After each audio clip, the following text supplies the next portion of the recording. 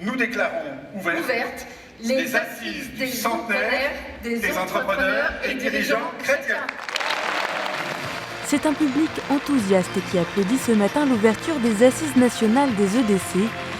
3300 entrepreneurs et dirigeants chrétiens venus de toute la France sont réunis du 13 au 15 mars pour 3 jours de rencontres au Centre des Congrès de Lyon. Ce rendez-vous biennal revêt cette année une importance particulière puisque les EDC fêtent leurs 100 ans d'existence. C'est Pierre Guillet, président des EDC depuis 2022, qui inaugure ce centenaire avec son équipe. Un siècle d'histoire montre comment la foi chrétienne, vécue dans le monde de l'économie et de l'entreprise, peut engendrer responsabilité. C'est très important de fêter le centenaire d'un mouvement qui a eu une impulsion à un moment où le capitalisme libéral en fait bouleversait l'économie et où en fait il y avait un regard sur l'humain dans les usines qui n'étaient pas chrétiens et tournés vers la charité, vers la dignité de la personne. Et donc il y a eu cette révolte à la fois des ouvriers, mais cette compréhension aussi de l'Église et de certains grands patrons qui se sont levés et qui ont inspiré cette doctrine sociale de l'Église qui est devenue pour nous la pensée sociale chrétienne.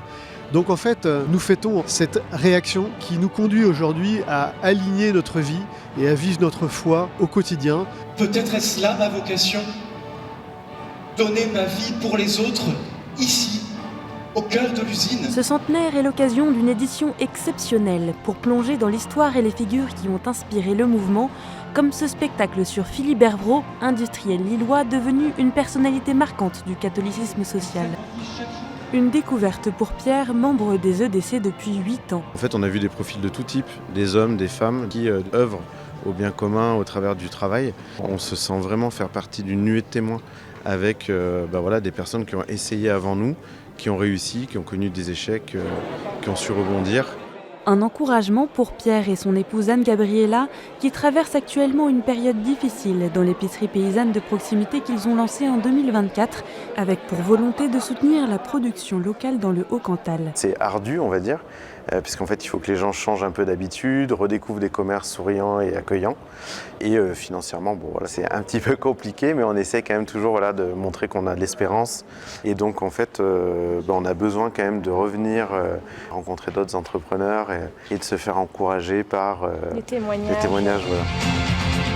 100 ans après, les EDC sont près de 4000 en France et dans le monde, avec une nette augmentation ces dernières années. Un leader sans confrontation, c'est pas un leader.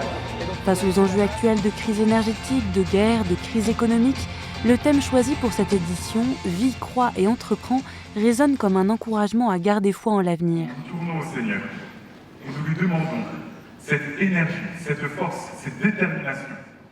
Le père Charles Thierry Njanjo a participé à la préparation du centenaire en tant que conseiller spirituel de ces assises. Nous avons voulu, à travers le thème Vie, croit et entreprend, mettre en valeur cet appel du Seigneur à être prophétique. Notre monde est peut-être dans un désert où on a besoin d'entendre de manière audacieuse, courageuse, le témoignage des chrétiens. C'est ce que nous avons essayé de dire à travers ce thème du centenaire pour nous réencourager dans le feu de l'esprit pour les 100 autres prochaines années. Comment vivre en vérité avec les autres, c'est arrêter de prendre l'autre comme un compétiteur.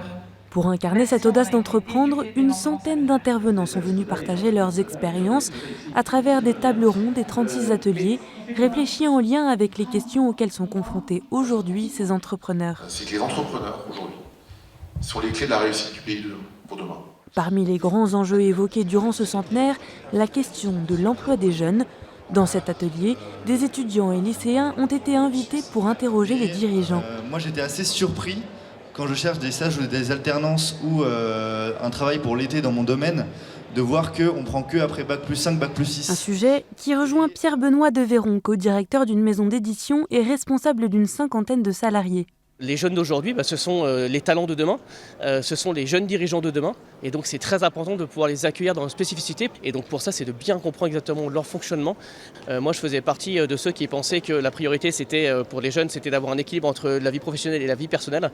Alors que finalement, c'est plutôt sur la juste rémunération, sur le sens du travail, sur le fait de donner un cadre qui soit très clair et précis.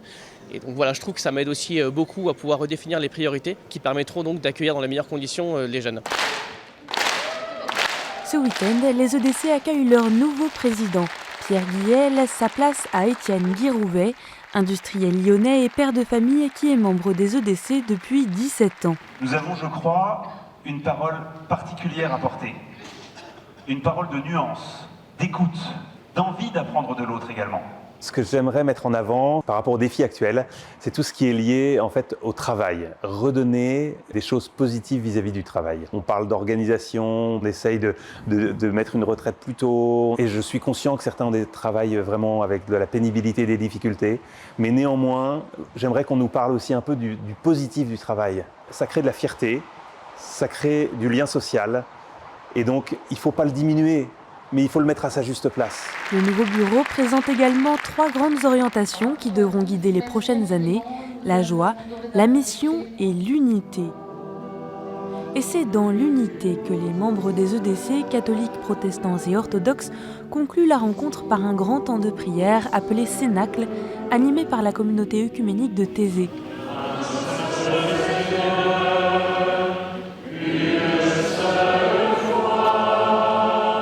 Chants, silence et intentions viennent porter la prière de tous ces entrepreneurs et dirigeants pour les années à venir.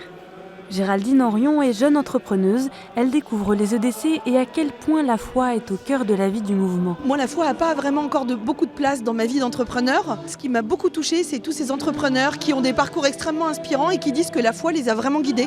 Le fait d'avoir prié, je ne sais plus qui disait, bon, à un moment donné, j'ai remis à Jésus les RH.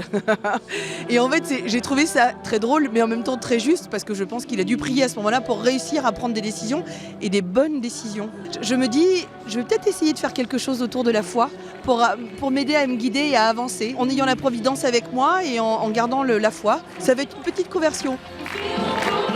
C'est ressourcés dans la foi et la fraternité que les entrepreneurs et dirigeants chrétiens sont envoyés en mission pour les 100 prochaines années à venir, avec un rendez-vous déjà inscrit dans l'agenda, les prochaines assises nationales qui auront lieu à Marseille en 2028.